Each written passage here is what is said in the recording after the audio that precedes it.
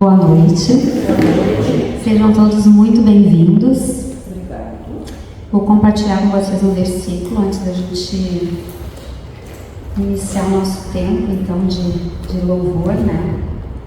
Encontra-se em Êxodo 40, versículo 34. Então a nuvem cobriu a tenda do encontro e a glória do Senhor encheu o tabernáculo. Eu fico imaginando naquele momento, né? Como foi para o povo ver a presença, né, a glória de Deus ali no tabernáculo. E essa música que a gente vai cantar, então, fala sobre ver a glória de Deus, né? Então, a presença do Senhor é constante e Ele está em todo lugar o tempo todo. Amém?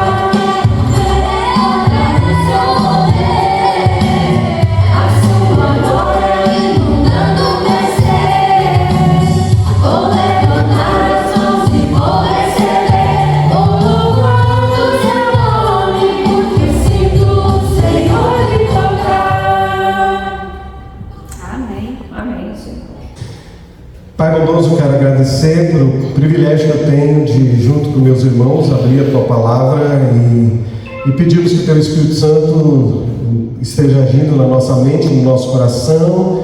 Levamos cativo todo o pensamento diante do Senhor e pedimos que o Teu Espírito Santo nos convença, nos molde, nos conduza à Tua verdade. Pai, obrigado pela oportunidade que temos de estarmos juntos, em nome de Jesus. Amém. Então, obviamente que a gente vai, quando está refletindo numa carta assim, a gente vai relembrando algumas coisas que nós já refletimos nos capítulos anteriores, certo? E essa carta de João, atribuída a João, né, Não há assim, uma identificação de uma igreja para quem ele está escrevendo na época, ali para o ano 94, 95, né? Quando ele escreve essa carta. Também não há uma identificação do destinatário para quem ele está escrevendo. E quando você lê essa carta, você vai ver que João ele começa um assunto, dele muda, daqui a pouco ele volta para outro assunto, ele parece que é meio um círculo assim, sabe? E eu tive olhando assim, me parece que é o seguinte: João ele vai dizer assim, e vamos ver num slide daqui a pouco, que Deus é luz. Ele vai dizer: Deus é luz. Porém, vem algumas pessoas, vejam o círculo, porém vem algumas pessoas e querem ensinar de uma maneira diferente sobre Deus é a luz, e que mesmo sendo Deus é a luz, você pode viver nas trevas, não tem problema. Se você continuar pecando, com a tua vida errada, o importante é que Deus é a luz e Ele te ilumina, mas você não tem problema em continuar. E aí João vai dizer: não, isso está errado. Deus é luz, Deus ele não concorda com o pecado, ele mostra que nós somos pecadores, mas aí vem outras pessoas dizendo: não, nós não tem problema pecar, ou nós nem somos tão pecadores assim. E aí João vai dizer assim, e ele volta, né, dizendo: mas vocês que têm a Deus como luz, vocês têm que ter uma vida correta, levar uma vida certa diante da igreja, diante das outras pessoas, dar um bom testemunho.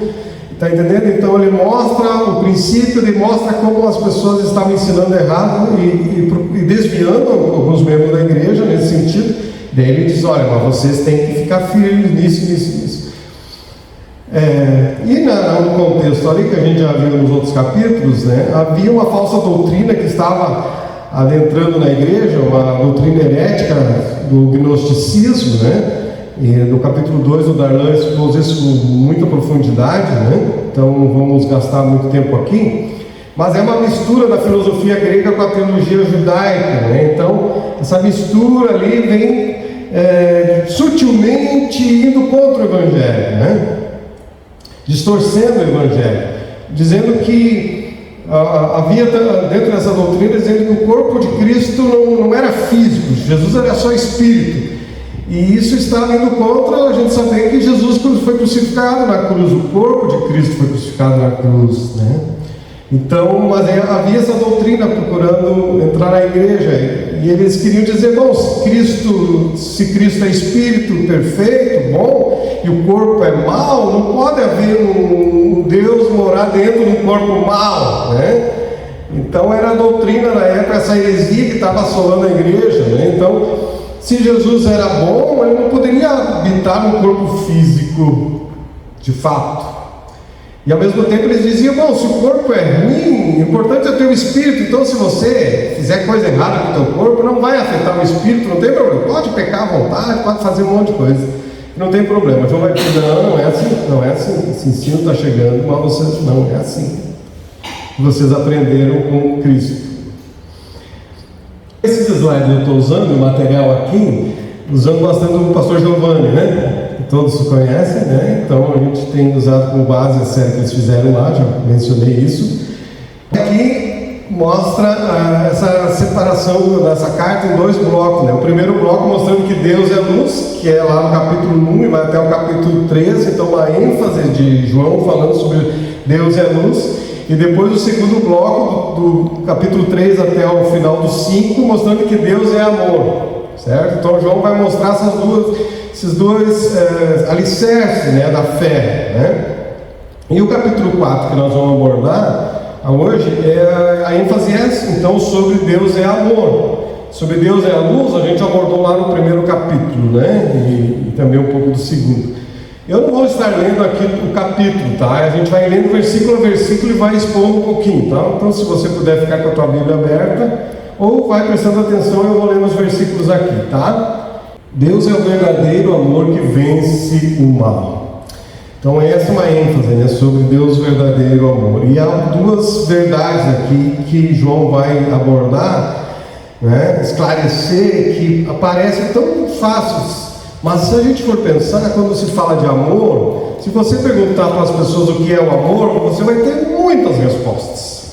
Então quando a pessoa vai ler aqui, ela pensar: Deus é amor, não. Então, dependendo da concepção que a pessoa tem de amor, ela vai entender Deus de uma maneira talvez totalmente equivocada do que a Bíblia apresenta, né? Do que a Bíblia apresenta. Então, João vai fazer essa refutação do falso evangelho, apresentando o verdadeiro evangelho, certo? E ele vai dizer, leia aí na tua Bíblia, capítulo 4, verso 1, João vai dizer o seguinte: amados, não creiam em qualquer espírito, mas examinem os espíritos para ver se eles procedem de Deus, porque muitos falsos profetas têm saído pelo mundo. Em meio às heresias da época do gnosticismo, e o Darlan esse dia mostrou as novas versões do gnosticismo que existem no meio de nós, e há muitas versões dessa heresia na época de João, e continua atual, com versões, com nomes diferentes, mas está muito presente ao nosso redor, e se a gente não cuidar, nós podemos ser também enganados, né? E João vai dizer então, em meio a essas heresias de gnosticismo, aquelas meias verdades. Se a gente for lá para Gênesis, quando o diabo vai enganar a Eva, o diabo usa uma meia verdade, ou ele aumenta. Deus disse uma coisa e o diabo questiona a Eva, mas Deus disse isso, mas e aí ele acrescenta, mas Deus é isso. Está entendendo? A meia verdade. As pessoas às vezes usam o texto da Bíblia ou o versículo isolado e façam um ensino errado da palavra. Ou fora, e a gente tem que olhar a Bíblia no seu todo, o versículo, no contexto imediato, no contexto geral e amplo, né? A gente precisa olhar. E o alerta de João é: provem os espíritos para ver se eles procedem de Deus. Qual é o motivo? Porque muitos falsos profetas têm saído pelo mundo. Naquela época, logo, né, também saíram pessoas, e Jesus advertiu: se não disser, tem o Cristo lá, tem o Cristo, não creiam. Veriam outras pessoas se dizendo Cristo, falsos profetas ensinando, certo? Transmitindo. E hoje em dia a gente vê grupos que usam a Bíblia e distorcem, né? Mas como se pode provar o Espírito, como o João está dizendo? Como que eu posso provar o Espírito? Como saber se algo é de Deus ou vem do maligno para nos prejudicar? Como foi com Eva lá no princípio, né? Como saber? Ao mesmo tempo, qual tem sido o teu interesse? Agora uma questão tua, mais pessoal. Qual tem sido o interesse teu em conhecer o Evangelho para você não ser enganado, né? Eu já contei aqui, mas dizem que a Polícia Federal Americana, quando a pessoa entra na polícia, e ela tem um treinamento, e ela passa horas examinando a nota de dólar, né? O dólar verdadeiro, e ela fica, examina exaustivamente. Ela não tem contato com o dólar falso, só com o verdadeiro. Horas, dias, estuda, vira, e ela sabe. Por quê? Porque quando cair um dólar falso na mão dela, na hora ela vai ver que é falso, porque ela estudou profundamente o verdadeiro, está entendendo? Então, quando chegou falso, opa, já sei que é falso. Assim cabe a nós conhecermos em profundidade o Evangelho verdadeiro, para quando chega o falso, opa, isso aqui não é assim, isso é falso, né? Isso é falso. Repito, o nosso tempo não é diferente da época de João. A gente vai pensando, João estava escrevendo porque eram os gnósticos lá. Não, continua presente, gente. E a tentativa nos enganar. O verso 2, se você quiser acompanhar, diz assim: vocês podem reconhecer o Espírito de Deus deste modo: todo espírito que confessa que Jesus Cristo veio em carne procede de Deus, mas todo espírito que não confessa Jesus não procede de Deus. Esse é o espírito anticristo, acerca do qual vocês ouviram que está vindo e agora já está no mundo. Então, tendo esse conhecimento do pensamento gnóstico aqui, né, nesse contexto, podemos entender o que João está se referindo. Porque se Cristo não tivesse corpo físico, né, toda a sua obra seria em vão, pois não haveria ocorrido a morte de Jesus pelo pecado, né? Se Jesus não tivesse vindo em corpo físico, ele não teria morte pelo pecado, e nem haveria sua ressurreição do corpo para a vida, e nem a esperança da nossa ressurreição também. Então, o Filho de Deus veio em corpo, né? E morreu no corpo, morreu. Ou seja, reconhecer essa plena condição de Jesus como divino e humano, né? Ou seja, 100% Deus e 100% homem, Jesus Cristo, o Filho unigênito do Pai, né? Isso vai nos fazer entender a obra vicária de Jesus, quando ele assumiu o nosso lugar na cruz. E isso, João vai colocar, isso é uma exigência para você identificar, isso é o Espírito de Deus que está por trás. Um ensino diferente disso não é o Espírito de Deus, que está contra o que a palavra ensina. João também estava combatendo na época o chamado docetismo, né, que ensinava que Cristo sofreu, que o Cristo que sofreu ele não era divino, e se ele era Deus ele não podia sofrer. Então havia essa heresia também, havia a heresia do gnóstico, não tem corpo, mas havia outra heresia, que ele não era Deus, então porque se era Deus ele não podia sofrer. Então João combate as duas heresias, mostrando, já lá começa a primeira carta de João, os primeiros versículos, dizendo que a vida veio ao mundo, quer dizer, Deus se tornou um ser humano. É o que João está explicando na sua carta. Se você vai olhar o Evangelho de João, a tônica de João é a mesma, mostrar a divindade de Jesus Cristo. E isso, né, o docetismo, o gnosticismo, eles estão pregando, vamos dizer assim, um outro Evangelho, não o verdadeiro Evangelho de Cristo que eles haviam recebido, então, né, dos apóstolos.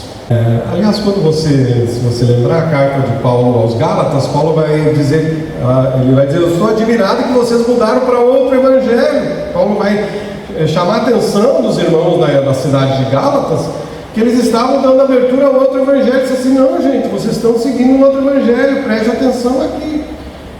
As outras cartas têm muito combatendo as mesmas heresias que João está escrevendo aqui, que era o contexto na época. E repito, continua presente nos dias atuais, né? Verso 4, pode passar disso. O verso 4 diz assim: filhinhos, vocês são de Deus e os venceram, porque aquele que está em vocês é maior que aquele que está no mundo. É perceptível, gente, que o espírito do anticristo, né? Porque anticristo significa aquele que se põe contra Cristo, contra a obra de Cristo. Não é uma pessoa em si, é um espírito, um mover, né? Maligno, agindo contra Cristo, contra o Evangelho, contra a obra de Cristo, contra a igreja. Esse é o espírito do anticristo, né? E João vai dizer, ele está agindo no nosso meio, e para nós está agindo no nosso meio cada vez com mais intensidade, né? Cada vez mais presente. O que nós temos que lembrar é que se nós andarmos no Espírito do Senhor, no Espírito Santo, maior é Deus que está em nós do que o espírito do mundo. Aleluia! Né? Maior é o Deus que está conosco do que aquele que vem contra nós. O Santo Espírito habita no Filho de Deus, habita em nós, né? E o maligno, o espírito anticristo, ele não pode nos vencer. Se você é um cristão que tem temor de Deus, que você quer conhecer a palavra com sinceridade, o espírito anticristo não pode te vencer.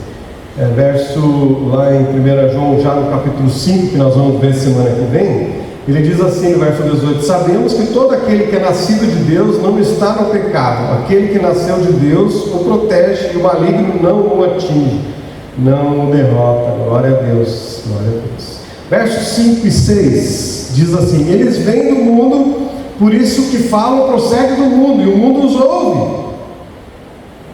Percebe? O mundo ouve. Esses falsos profetas, os que disseminam heresias, eles têm muita gente para ouvir eles. Os movimentos gnósticos têm muitos seguidores. Aí ele vai dizer no verso 6: nós viemos de Deus e todo aquele que conhece a Deus nos ouve, mas quem não vem de Deus não nos ouve. Então aí ele vai dizer, os que têm o espírito anticristo que vão dar ouvido às heresias, mas quem que crê como nós vai ouvir a nós, eles não vão querer nos ouvir.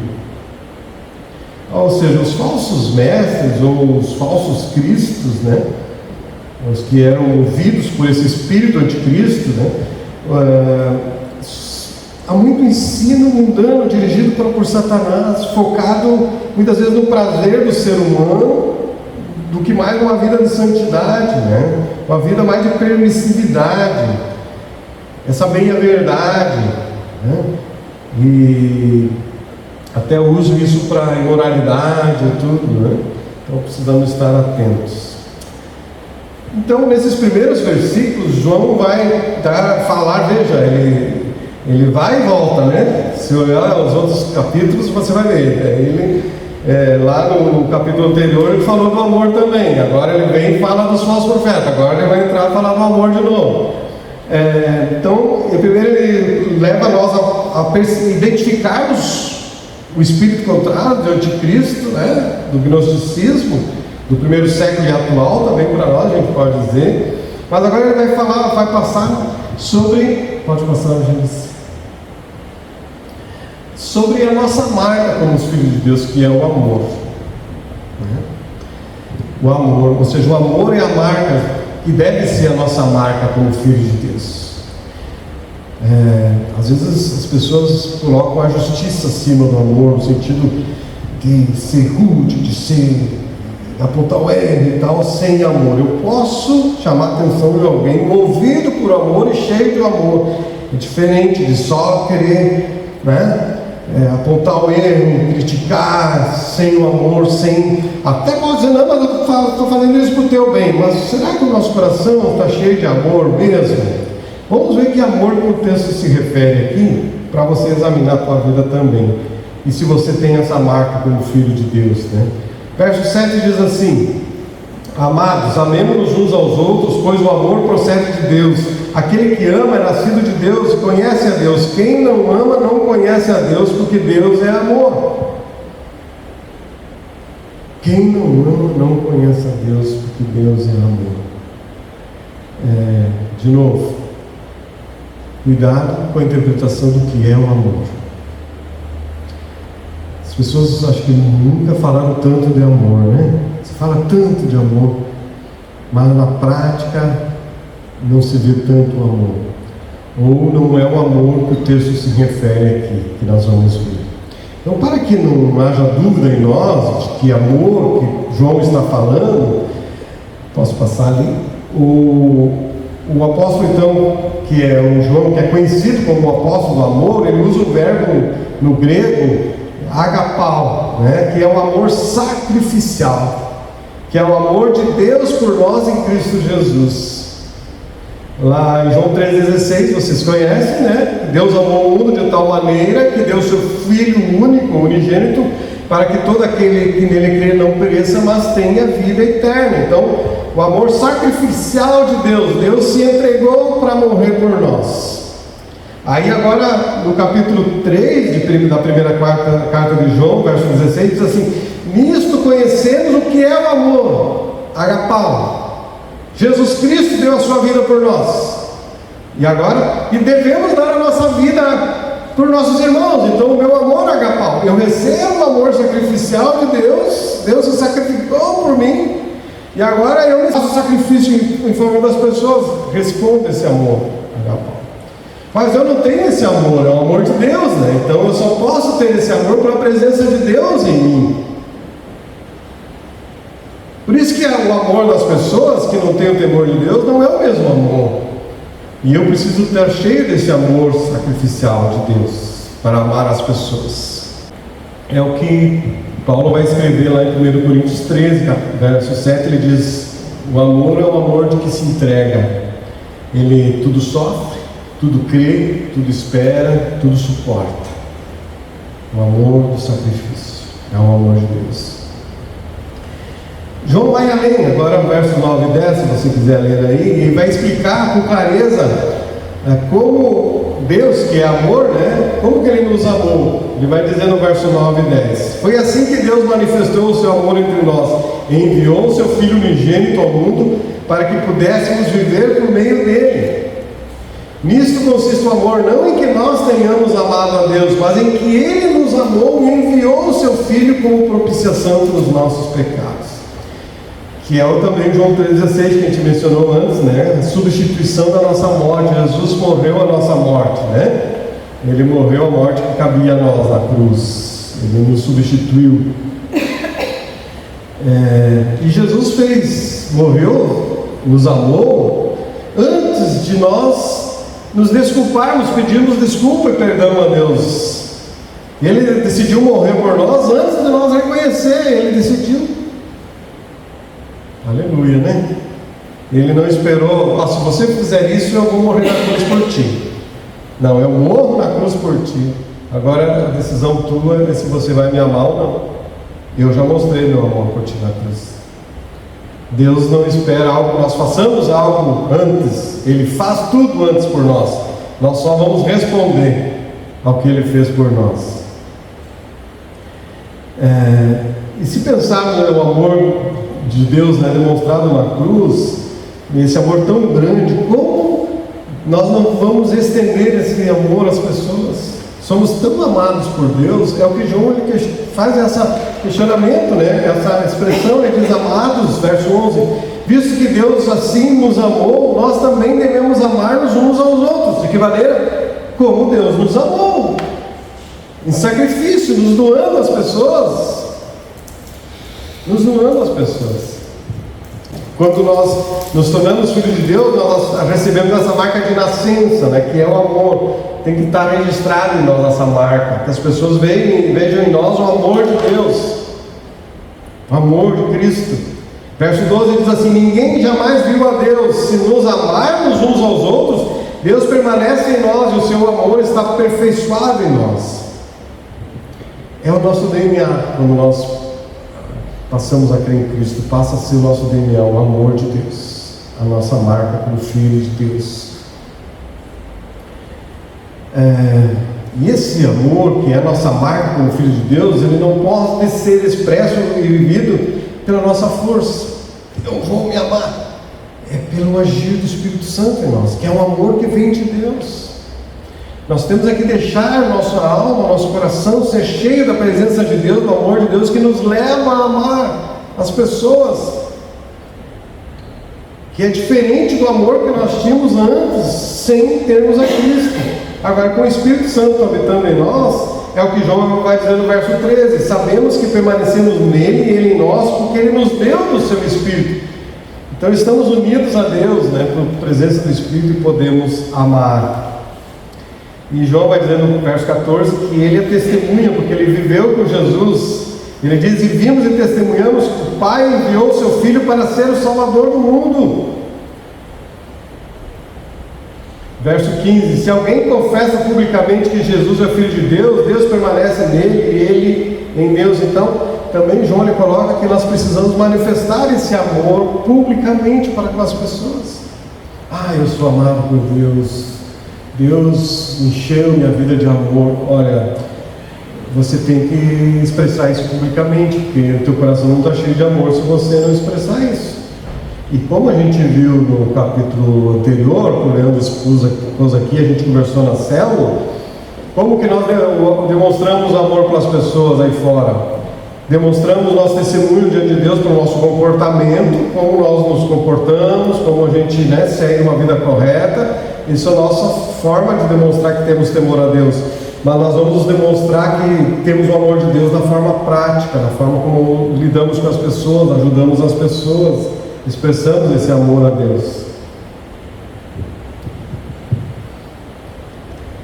O apóstolo João também vai afirmar que por conhecermos o amor de Deus por nós, em seu Filho Jesus Cristo, podemos confiar nesse amor e de que ele é garantia que permanecemos salvos em Deus.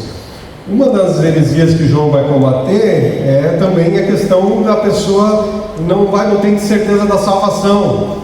Capítulo 5, semana que vem, vai abordar isso com mais profundidade, mostrando que aquele que é salvo, não perde a salvação, né? Podemos confiar nesse amor de Deus. É o que ele diz no verso 16: assim conhecemos o amor que Deus tem por nós e confiamos nesse amor. Deus é amor. Todo aquele que permanece no amor permanece em Deus e Deus nele. Pode passar, Janice. Veja, os próximos versículos, os outros dois, a gente precisa ler juntos, tá? Vinha lendo um a um, agora a gente vai ler junto 17 e 18, porque pode dar uma má interpretação se a pessoa não prestar atenção, tá? Veja bem, 17 e 18. Dessa forma, o amor está aperfeiçoado entre nós, para que no dia do juízo, quando estivermos diante de Deus, tenhamos confiança, porque neste mundo somos como Ele. No amor não há medo, pelo contrário, o perfeito amor expulsa o medo, porque o medo supõe castigo. Aquele que tem medo não está aperfeiçoado no amor. No versículo 16, vimos que a confiança no amor de Deus por nós, em sua graça que nos remiu, é a nossa garantia de que permanecemos em Deus, que nós somos salvos. Agora ele nos fala que o amor de Deus é a nossa confiança para o dia do juízo, de que não seremos condenados. Por quê? Porque pelo amor, neste mundo somos como Ele, e refletimos a Ele pela obra do Espírito Santo em nós. Ou seja, é um problema que alguns interpretam aqui no versículo 18, interpretado por alguns, que é a questão de que o cristão maduro não pode ter medo de nada. A pessoa tem o amor de Deus, ela não pode ter medo de nada. A pessoa, não é isso que o texto está dizendo, não é isso que o texto está dizendo. O que o texto está dizendo é que o amor que nós temos, sabemos que Deus nos amou, nos salvou, nos redimiu, que Ele não vai nos condenar. Isso é uma certeza, porque eu tenho o amor de Deus como garantia, entendeu? É isso, então eu não tenho medo da condenação mais, não tenho medo que Deus vai me mandar para o inferno mais, não, porque Ele já me alcançou no seu amor, eu já fui alcançado por esse amor. Então é um versículo que reforça a nossa confiança, a certeza da salvação, livramento, E chegamos ao verso 19, que diz assim: nós amamos porque Ele nos amou primeiro. Lembra do amor agapau, Esse amor de Deus por nós, que não é sentimentos.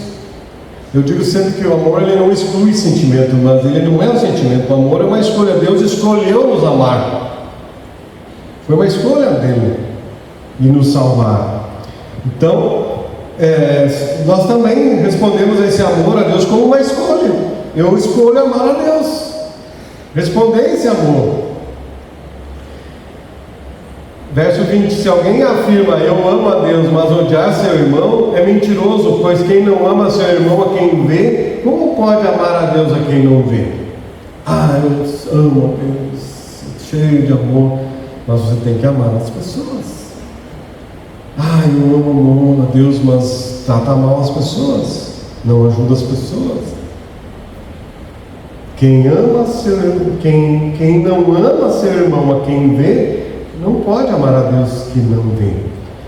João está sendo bem claro sobre isso. E João termina o capítulo citando o segundo maior mandamento que Jesus nos deu, que ele diz assim: quem ama a Deus, ame também seu irmão. Ame também seu irmão. Eu gostei que o pastor ele fez uma seguinte expressão, não sei se eu já mencionei isso para vocês, que lá nos evangelhos Jesus vai dizer assim: ame os seus inimigos. Ame aquela pessoa que faz o mal para ti. Ontem na célula a gente conversou, Ame aquela pessoa que fez o mal para ti. Com a vontade que às vezes tem alguém que faz o mal para ti, alguém que te faz armadilha para ti, alguém que pratica o mal contra você, a vontade é se vingar, é fazer retribuir, é pegar pelo... Quantas vezes eu já pensei em fazer isso? A pessoa, é o que se a gente for envolvido pelo sentimento, a gente vai querer o mal das pessoas. Mas como que eu posso amar o meu inimigo? Fazendo bem. O pastor ele expôs, eu não sei se você concorda, mas eu achei interessante o pensamento dele, que diz o seguinte: Deus nos mandou amar a todas as pessoas. Isso é um mandamento. Agora, eu não sou obrigado a gostar de todas. Eu não sou obrigado a andar com todas as pessoas que estão tramando contra mim, que estão querendo o meu mal. Eu não sou obrigado. Você vai amar a todos e fazer o bem a todos, mas tu não vai gostar de todas as pessoas. Você não vai se identificar, não vai haver empatia para andar junto, para morar junto, tá entendendo? É diferente. Agora, nós podemos amar os inimigos, fazer o bem a todas as pessoas, sim, que foi o que o Senhor Jesus fez e Ele nos ensina a fazer. João vai falar que Deus é luz e que nós não podemos andar nas trevas. Os primeiros capítulos ali. Nós temos que, infelizmente, a gente continua pecando, mas não podemos viver na vida do pecado. Porque Deus é luz, nós escolhemos andar na luz. E aquele que vem para a luz, suas sujeiras são manifestas, e ele diz: Deus, me limpa, porque eu estou vendo que eu estou sujo. Me limpa, Deus. Se a gente está no escuro, a gente não enxerga a sujeira, mas se a gente vem para a luz, opa, está sujo aqui, está sujo, estava sujo, eu nem tinha visto, porque nós chegamos na luz. Assim é, quando nós nos aproximamos de Deus, os nossos pecados são revelados. Aí o que eu posso fazer? Não, eu quero continuar com esses pecados, eu vou fugir da luz.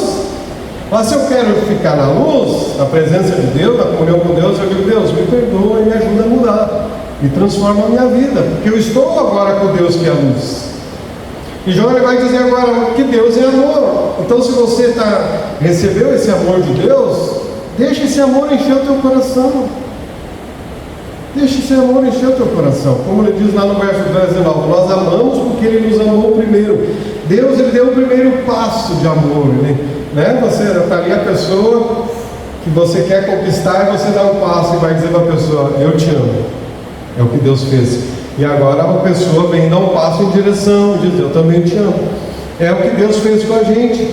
Jesus Cristo veio do céu, morreu na cruz e deu o passo: eu te amo e estou morrendo por você. Agora cada um de nós tem que dar um passo em direção a Deus. Deus, eu também te amo, quero viver contigo. É uma escolha, não é sentimento, é uma escolha de viver para Deus. O Senhor nos ajude a cada dia a viver esse amor para com os irmãos, de maneira prática, ajudando, estendendo a mão, orando, visitando. Em nome de Jesus, seja enchido pelo amor de Deus, viva na luz de Deus, em nome de Jesus. Amém. Quero convidar para a gente cantar mais uma canção.